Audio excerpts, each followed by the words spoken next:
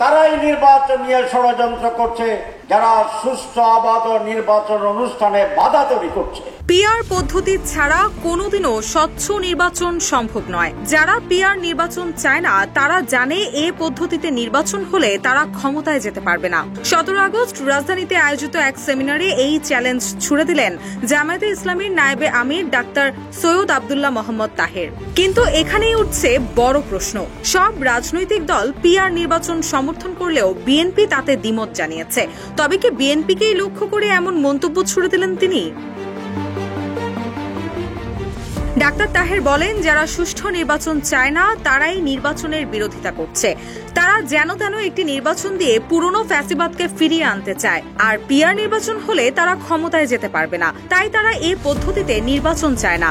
আমরা যখন বলি সুষ্ঠু অবাধ নিরপেক্ষ উৎসবমুখর জনগণের অংশগ্রহণমূলক নির্বাচন হতে হবে, তখন এক পক্ষ বলে তারা নির্বাচন চায় না।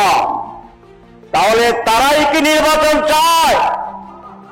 যারা নির্বাচন সুষ্ঠু এর বিরোধী।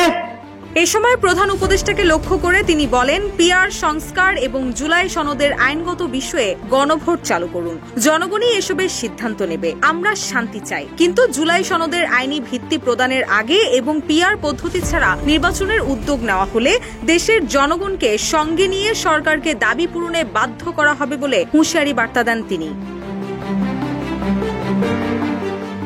এছাড়াও নির্বাচনের আগে জুলাই সনদের আইনি ভিত্তি দেওয়ার কথা উল্লেখ করে তিনি বলেন, ঐকমত্য কমিশনে আমরা চড়ুই ভাতি খেলতে যাইনি, সেখানে আমরা অনেক কিছু ছাড় দিয়েছি। ঐকমত্য কমিশনে যেসব প্রস্তাবনা ও সিদ্ধান্ত রাখা হয়েছে নির্বাচনের আগেই সেসবের আইনি ভিত্তি দিতে হবে, তারপর হবে জাতীয় নির্বাচন, নয়তো গুজামিলের নির্বাচন জনগণ মেনে নেবে না। নির্বাচনের পরে যারা ক্ষমতায় যাবেন তারা জুলাই সনদ বাস্তবায়ন ও এর আইনি ভিত্তি দেবেন, সে গ্যারান্টি কোথায় পেলেন? তাদের কথার মধ্যে ষড়যন্ত্রের গন্ধ পাওয়া যায়। এমন প্রশ্ন তুলে ডাক্তার তাহের বলেন, দেশের অধিকাংশ মানুষই নির্বাচনের আগে জুলাই সনদের আইনগত ভিত্তি চায়। নির্বাচনে জেতার ও ক্ষমতায় যাওয়ার গ্যারান্টি তো ফ্যাসিস্ট হাসিনাও দিত, কিন্তু জনগণ সেটা কখনোই মেনে নেয়নি।